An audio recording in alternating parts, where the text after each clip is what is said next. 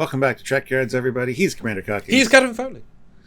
Ooh, there's a ghost in your machine, Samuel. We're here today to talk about Prodigy episode 17. Which sort of feels like Prodigy episode 18 setup episode.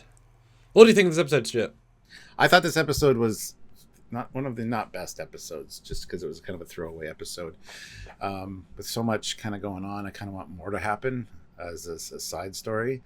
But, you know, we did get the reveal of the Janeway construct kind of affecting her, which I thought was interesting, and I was kind of thinking might be happening at some point.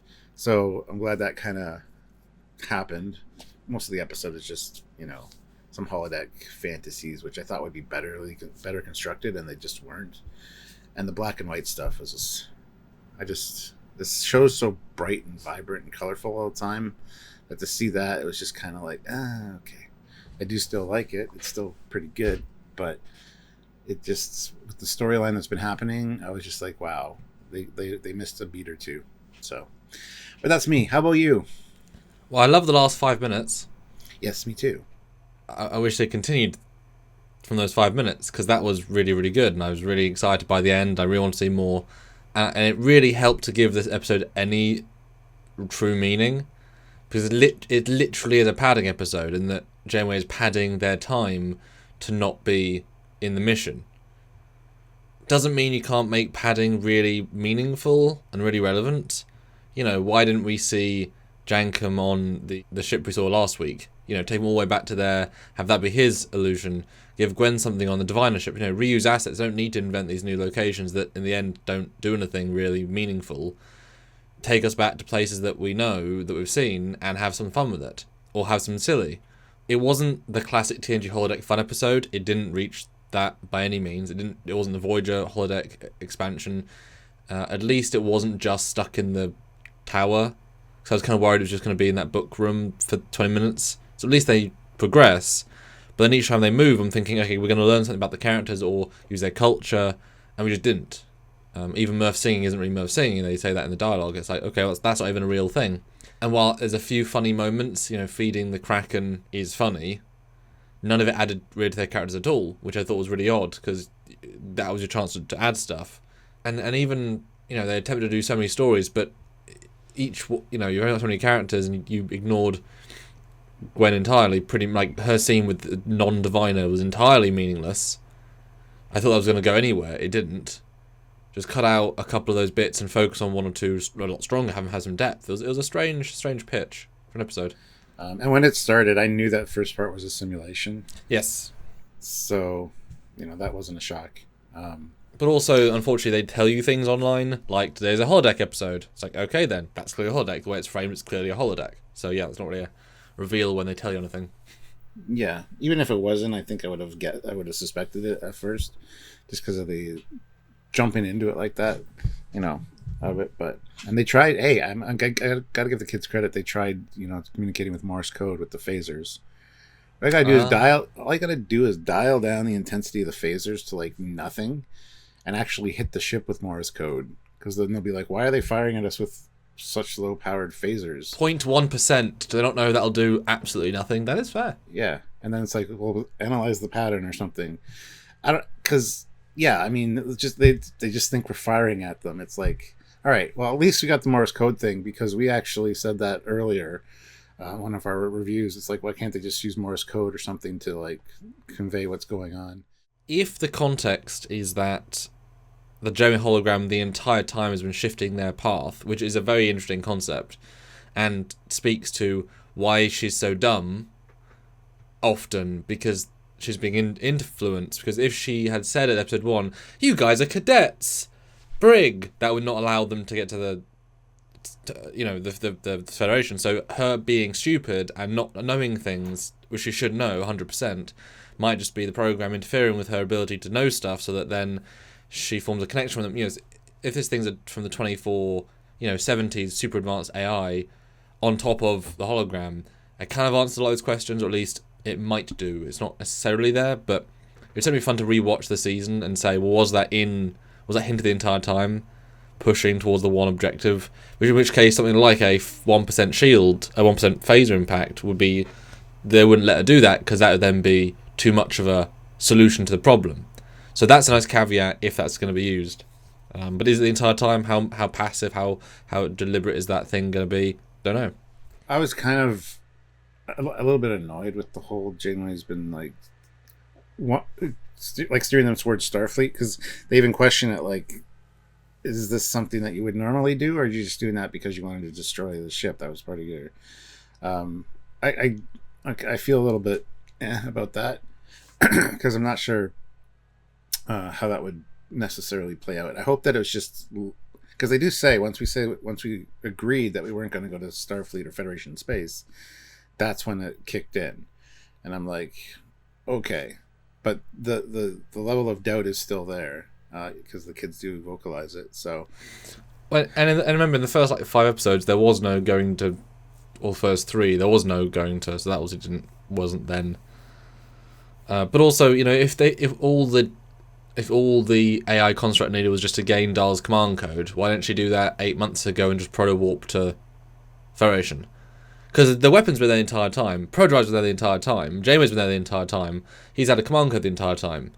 If that's all she had to do, and that was the only stopping factor, because the thing, that's clearly implied that's all they needed to do that, it almost feels like why pad the entire season with these things? Or could have just have taken the Protostar back to the Diviners Tars Lamora. Even easier pro jump. If that's the only thing they had to do. Because you would think if it just had to be once they all agree not to go to Starfleet, it'll turn evil. Well, that's such a silly, like, last resort move. Just have it always be interfering with the computer. Shouldn't it always be there? If it can access the computer, which it can, it should always be accessing the computer. You'd think. Well, let's not forget that she did turn evil once, based on the programming of the Diviner and Dreadnought. And then they turned that around. Gwen reprogrammed her, made her a tactile hologram, did some upgrades. So they've already been in there messing around with her programming. There's been a little bit of a couple stages, 50 since Shades the of first start, Janeway. yeah. Although you would actually think that once you know the construct existed, you would make sure it had no connection to the computer system. Surely you would turn that stuff off, or just put a big lead bubble around it so it couldn't access the ship. Yeah, I don't know. This was just an okay episode. I was disappointed. I was looking forward to something more exciting, especially with a holodeck. I was hoping that Dahl's simulation would be the Kobayashi Maru again on a different ship or something. That'd be funny. Yeah, the TOS Enterprise or whatever, because he got a taste for TOS with that other episode. Or Jankum's fixing a TOS ship. That'd make more sense. Yeah. So I was hoping for something like that with a holodeck episode. And honestly, that scene where it fades to black and white, I'm like, okay, we're going to have a brief little black and white thing. That's fine. I think that one dragged on way too long. And like you said, didn't really go anywhere. I mean, the Diviner did say you got to find your own path, which kind of brought a little spark to Gwen's eye. Like, yeah, that's good advice. But like, it's not like she didn't already know that. So, and I already forgot that dialogue, so it didn't even imprint in me. And it's weird because we just saw a very similar concept in Lower Decks where they go into the black and white holodeck program with Shax and Tiana, and that seems fantastic. It's different, it's interesting, it's characterful, you learn loads of things. That's how you do a holodeck brief cutaway. These are not how you do a brief holodeck cutaway. Yes, I know that had huge sex innuendo, you couldn't do that in Prodigy, but doing anything meaningful. I mean, what do we learn about Jamcom that he fights in his spare time? Well, no, it's a hologram. He's upset that the guy insulted him and called him a runt. And already knew that. That's not. He's taking out his frustration on these other Tellarites. That's not a thing you need to learn. You could guess that. He hits machines with anger. Like, he's already got... That's not a thing we had to learn, nor we had to tell the audience. Zero's a detective, I guess, is interesting. There's a lot of Tellarites, all the same Tellarite, with eye patches included. And it's funny because on the ship, when Gwen's doing her pull-ups, and you see it's the Tellarite guy that walks by in the background, and she's like, does anybody see a whatever human? And I'm like, that wasn't a human, but okay. I mean, she just saw it out of the corner of her eye, so I'll give her a pass. But I mean, she maybe doesn't see difference in species. Tellarite and Dorian, they're all humanoid to her. She doesn't see race, or doesn't see species. But I like she's using the pull-up bar as her own antique. That made me laugh. And Marie does the same thing with whipped cream, so I was like, Marie does that. I think every woman does.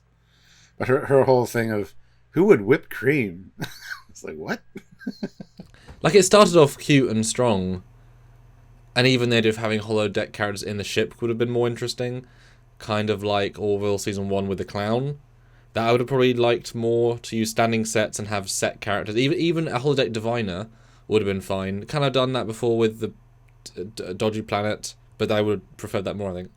Yeah, I think half of the holodeck time based on the ship where they didn't realize they were in the holodeck yet, but have like Dreadnought appear around a corner and then disappear and get them all freaked out searching the ship.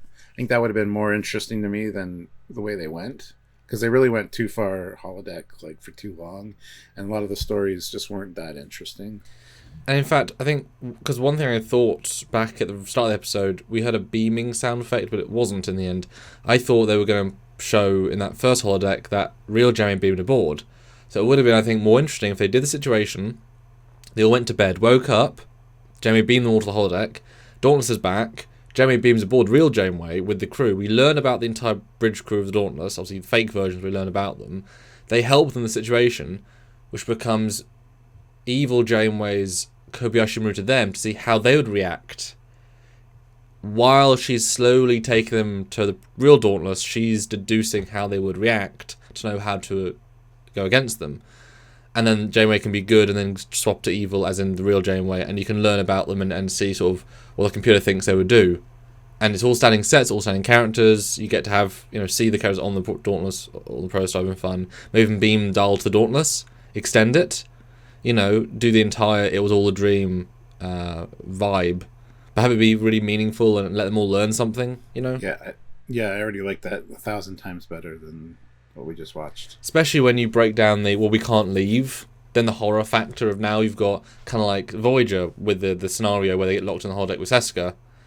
Now Starfleet's trying to kill them, and they've got Dauntless crew actually going full monster, full horror. They're all pulling like Andorian scythes, and Janeway's got a big gruesome knife, and like they all go into villains, true horror villains, and they try and chase them through the Dauntless and Protostar. That I think would have been a stronger story as well, and make them fit. And if Janeway makes them fierce, well, no, if Janeway makes them fear Starfleet, then won't go to Starfleet. But if all you need is your access code, then you've already solved the mission. You've already achieved the goal. Once you get to one ship, you've kind of achieved the goal. And if Janeway now has access to the ship, boom, you don't need the kids.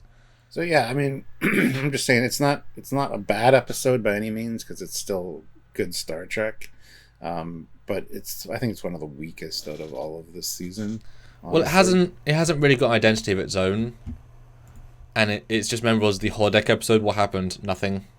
The skeleton key episode. Yeah, like they didn't use the opportunity to add something to the story. They just sort of did stuff. And holodecks are a did stuff sort of story, but you tend to have it with a deeper meaning, a deeper learned thing. We knew Rock Dot cuddled things. We knew Jane comes and not angry. We knew Gwen doesn't like her father. We knew Dahl wants to be a good captain. Nothing of that is new, except the first 5 minutes, which is fantastic. Something on the Dauntless this week, considering how the last one ended. So I'm surprised there wasn't more of that. Oh yeah, that's true. Yeah, I guess Dauntless has been taken over at this point. Yeah, with Ascension's knowledge of the Dauntless and stuff, I think it'd be pretty easy for them to take over. But then you got to think about her crew. Janeway's crew would fight back if they know. I don't know. We'll see how it goes. But I was really expecting something. Even putting in like 5 minutes of something on the Dauntless in this episode would have been a vast improvement. I think the holodeck stuff was just stretched a little too long and thin. Yeah, that's kind of my thoughts. Guys, we want to hear your thoughts. And, comment down below. Have a good conversation with us and the other commenters. We really love that. And we'd like you guys to join us for lives where we do that very same thing. So make sure you're subscribed. Make sure you hit the notification bell icon so you don't miss those.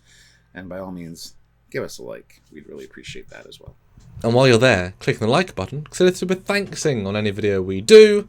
Click it. Any amount. All helps greatly. Or join our lives that we do every single week on many days. Both Stuart's late nights where he's just talking. Or these lives with us.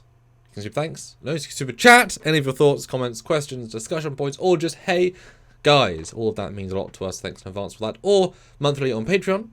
Those really help as a backbone to our work here. Or on YouTube again. Join the channel. Matters. It makes a difference. Thank you in advance. That's right. So until next time, guys. He's Commander Cockings. He's Captain Foley. Bye, guys. Or are we? Oh, Maybe this is a simulation. Computer. End program.